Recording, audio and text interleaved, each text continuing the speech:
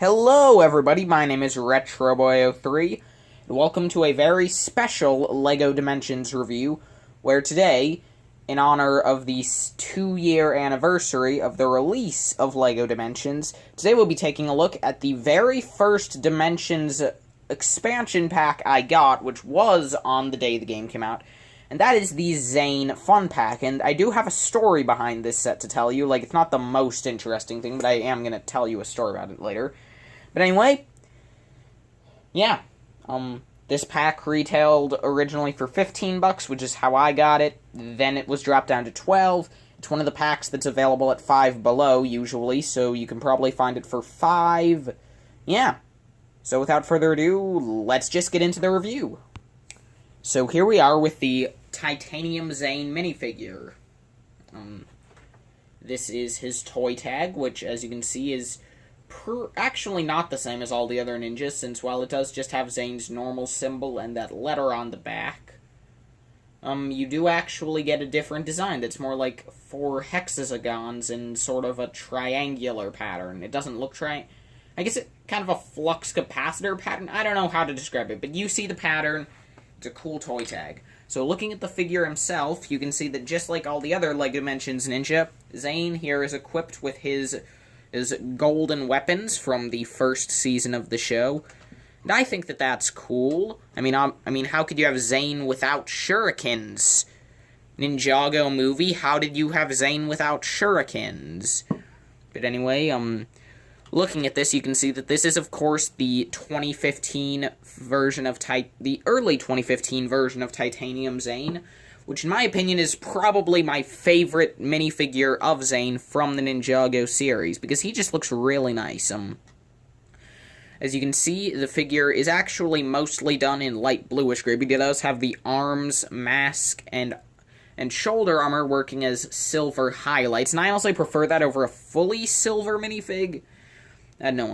From the back, you can kind of see his power core showing through, which I think is pretty cool. Yeah, the torso and legs are, if I can just get the figure to stand up, rather nice. I like the fact that the stripes on this figure are white, as opposed to the brown on all the other ninja. It just looks very unique. He does have some silver throwing stars tucked into his belt, which I think is pretty cool.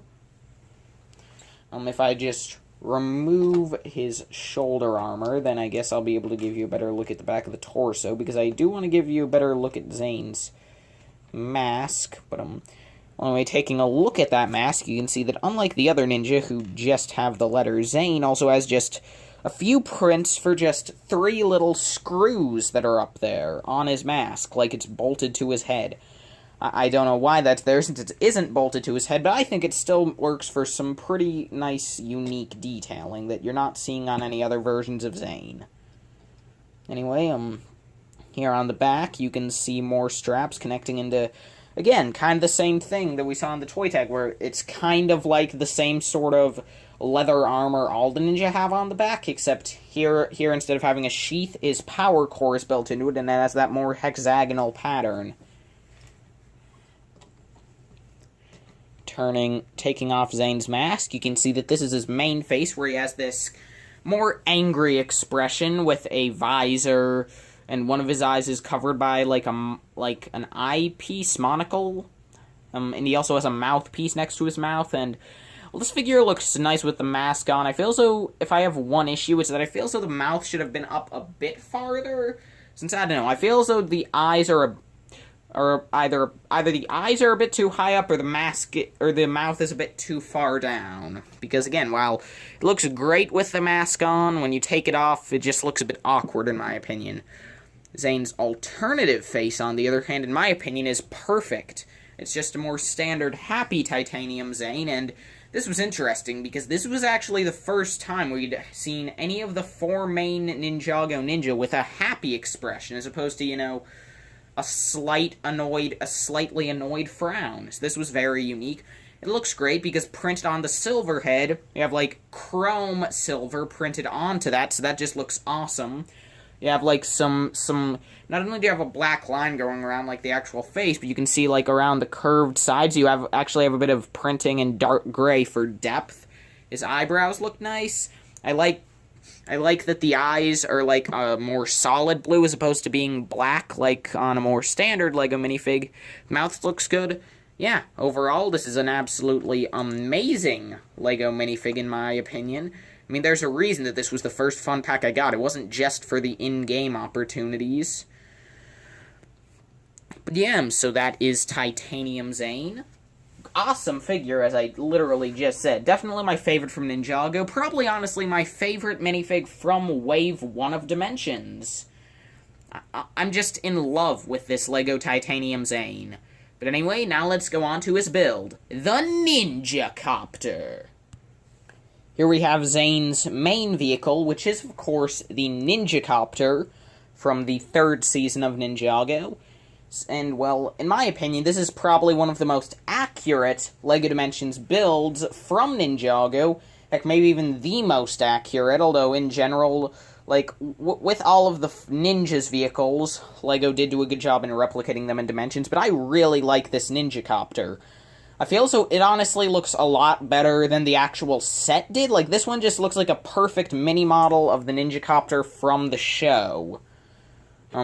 Like, just looking at it from the top, it just looks good. From the side, again, from the side, it kind of resembles the set, which is still good, but I don't know, I don't like it as much. Starting with the cockpit, you can see that it's just this nice sloped piece that looks a lot like the Slave 1 cockpit they used in the set. I kind of like the idea of those handlebars at the front. It makes the set look it makes the model look less sleek. But at the same time, that sloped piece kind of curves into that, so it balances out and looks pretty nice, in my opinion, since in the show, the model didn't look too sleek, but it also wasn't, like, super edgy. I feel as though this is a good compromise there. These winglets look fine. I like the use of the gold lightsaber hilts for engines. Using steering wheel pieces for these turbines in the center was very clever. I like this gold disc here. On the back, you have this little main thruster, and you also have these 2 blue fins, which I honestly haven't tested it. Can you... Well, it's not perfect, but you can kind of arrange them to the alternate position where they turn like this, which was on the set. And I mean, hey, at least you can do it, though it's not perfect. I think it still is good. Overall, like, while there are a few nitpicks I have, overall, this is a really nice build. It captured pretty much everything that the real set that came out had, and everything that the model from the show had. It kind of combined the two. In my opinion, it looks very nice. So yeah, that's the NinjaCopter, and now let's go on to the Glaciator. The second build we get in this pack is the Glaciator. And, well, as you can see, to start off, this build does actually use the golden pole that was used to hold on the 2 fans in the original build. Now that's being used to just have this one hover a bit. So I like that design. Anyway, I also really like this build. Like, I honestly might like this a bit more than the normal NinjaCopter. Like, in terms of design, I mean, like, I really hope that at some point LEGO goes back to this and decides to make a vehicle that looks like this as a LEGO set for Zane. I feel so this would be a really cool, like, $20 or $30 Zane set.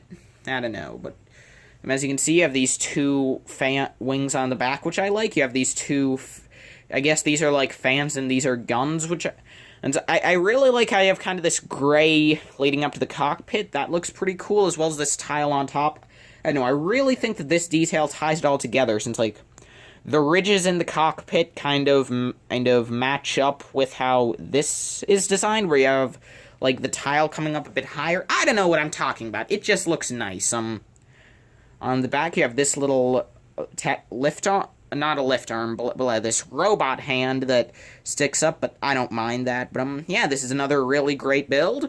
So far, this is, again, I love this fun pack. I have a lot of nostalgia for it.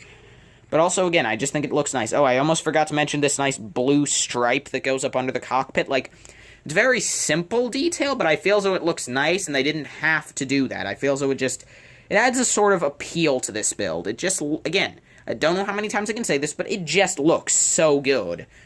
So anyway, so that's the Glaciator, and now to move on to the final build of this pack, the Freeze Fighter.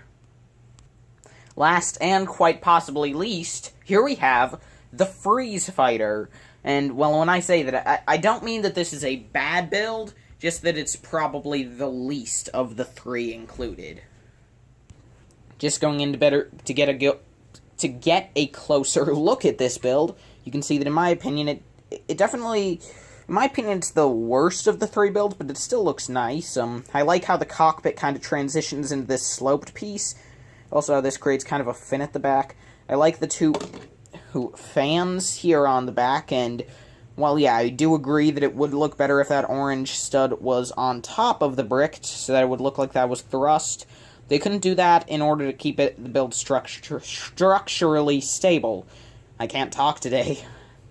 But yeah, man, that's another thing, and that's the biggest problem here. It just doesn't feel stable.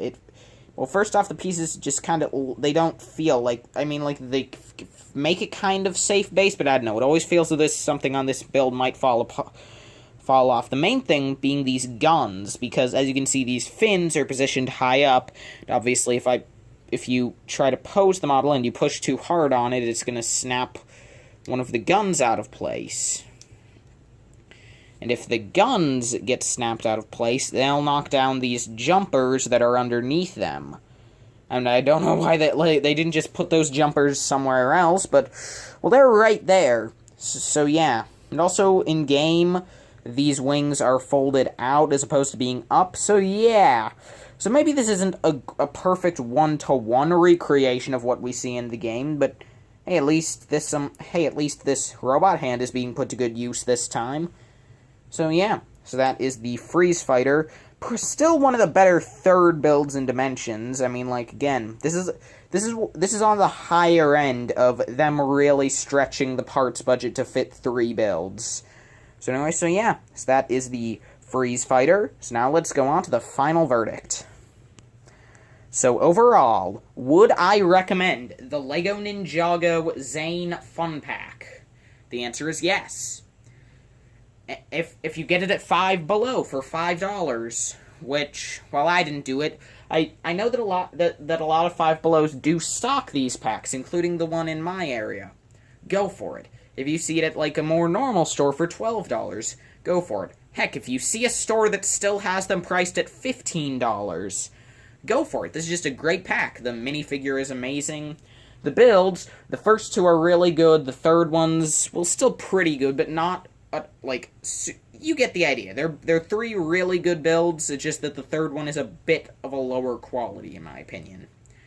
So yeah, here's my uninteresting story that I'm going to tell you anyway. So once upon a time, I go and pre-order my LEGO Dimensions starter pack. Like a month and a half later, LEGO Dimensions comes out. I casually stroll to GameStop's that I'm there 5 minutes before the store opens. Somehow there were only 3 people in line. I was expecting this game to be ridiculously popular, and I was terrified that they would run out and that I wouldn't get one. Don't worry, like, 90 seconds after the store opened, I got my starter pack. And then I had just enough money. Like, I had, like, $16.50, and I could get a fun pack. So I looked around, And at this point, I didn't know what they did in-game, because, like, if I do have one thing that was a bit sad is that I got Zane, and in-game, Zane is Batman, but with Spinjitzu. That's how he plays. So that was a bit awkward. But anyway, so I got Zane. I mean, like, I looked around the store, didn't see anything particularly awesome, and then I found, like, a single Zane fun pack. Apparently those had sold a bit better, since I'm pretty sure the other people that had already been in there had also grabbed one, since, I mean, again, Titanium Zane, normally a $50 figure, in a $15 set. It's a steal. So I got a Zane, it's great, and, well, I have another video that'll be coming out later today that'll be, well, also kind of a Dimensions anniversary video, and it'll also have to do with this Zane minifigure. And, well, that's the end of the story. I don't mean this one in particular. I mean, like, a LEGO Dimensions Ninjago Fun Pack. Not necessarily Zane. But anyway, that's all for this video. Thank you all so much for watching, and I will see all of you in the next video. Probably. Bye-bye!